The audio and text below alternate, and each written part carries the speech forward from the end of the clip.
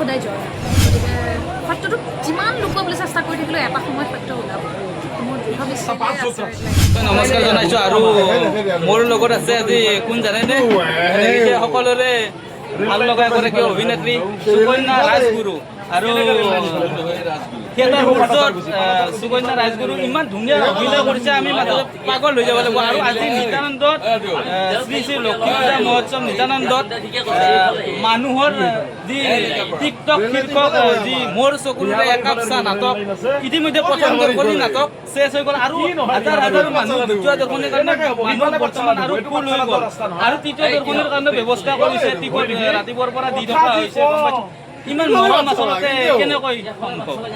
সেইটো ৰূপত চালা দৰস্তা পাঁচ সূত্ৰ কি কথা মুৰা জানে না হলি আপনা কেনেকৈ বই পালে মই পাটাসাৰ গুছিৰ পে হেই দি আহা নে হে দিয়েনকে ভাবিবলৈ ভাবাটো আচলতে এটা অসম্ভৱ কথা ইমান চেনেহ একদম ডাইৰেক্ট হেলনা বনোৱা আৰু উৎসৱমুখী এটা পৰিৱেশ হৈ আছে এতিয়া লক্ষ্মী পূজাৰ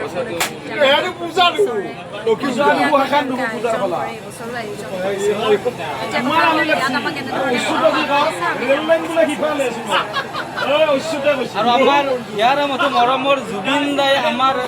ইমান ধুনীয়া এটা জুবিন দাৰ এনেও আমি সকলো মানে গীত ভাল পাওঁ কিন্তু এই যিটো গীত মানে জুবিন দাই দি থৈ গ'ল থিয়েটাৰ সূৰ্যত মানে টিকটক শীৰ্ষক গীতটো আচলতে ইমান ভাল পায় ডেকাৰ পৰা একদম সৰু এটা বাচ্চালৈকে বুকুৱে বুকুৱে মানে বাজি থাকে টিকটক টিকটক মানে কেনেকৈ ভাবিছিল নে ইমান জনপ্ৰিয় হ'ব গীতটো বা নিশ্চয়কৈ এটা বস্তুৰ দৃঢ় বিশ্বাস আছিলে যে তেখেতৰ দৰে এজন মহান ব্যক্তিৰ কণ্ঠৰে যেতিয়া এটা গীত নিগৰি আহিব তেতিয়া গানটো ভাল হোৱাটো স্বাভাৱিকতে মই জানিছিলোঁ আৰু আমি সকলোৱে জানিছিলোঁ দৰ্শকে আদৰিব বুলি কিন্তু সমান্তৰালভাৱে আমাকো ইমান মৰম চেনেহ দিছে সেয়া আমাৰ বাবে সৌভাগ্যৰ কথা তেখেতৰ অনুপস্থিতি আমি প্ৰতিটো দিনেই প্ৰতিটো মুহূৰ্ততে বাৰুকৈ অনুভৱ কৰোঁ গীতটো যেতিয়া বাজি উঠে যদিও হাঁহি হাঁহি নাচি থাকোঁ মনৰ ভিতৰত এটা বেলেগ ধৰণৰ দুখ লাগি থাকে এনিটাইম কাৰণ তেওঁৰ কণ্ঠটো শুনিলেই এটাই খুন্দা মাৰি ধৰাৰ নিচিনা হৈছে তথাপিও তেওঁৰ কণ্ঠৰ মাজেৰে তেওঁৰ সৃষ্টিৰ মাজেৰে তেওঁৰ যি সত্তা সেই সত্তাৰ মাজেৰে তেওঁ সদায় অমৰ হৈ থাকিব আজীৱন আৰু আমি সদায় জুবিন প্ৰেমিক হৈয়ে থাকিম আৰু তেওঁৰ গান এনেধৰণে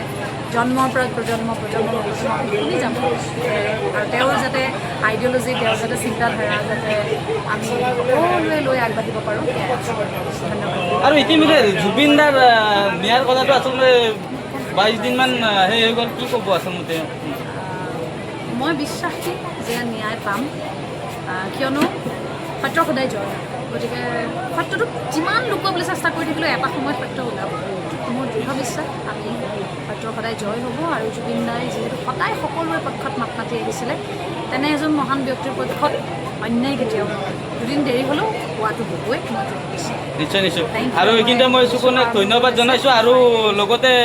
আমি এনেকৈ সুকন্যা ৰাজগুৰু আমি অভিনয় দেখিবলৈ পাই থাকিম আৰু এই হিচাপতে মই থিয়েটাৰ সূৰ্যৰ সকলো কৰ্তৃপক্ষক মই ধন্যবাদ জনাইছোঁ ইমান সুন্দৰকৈ আমাক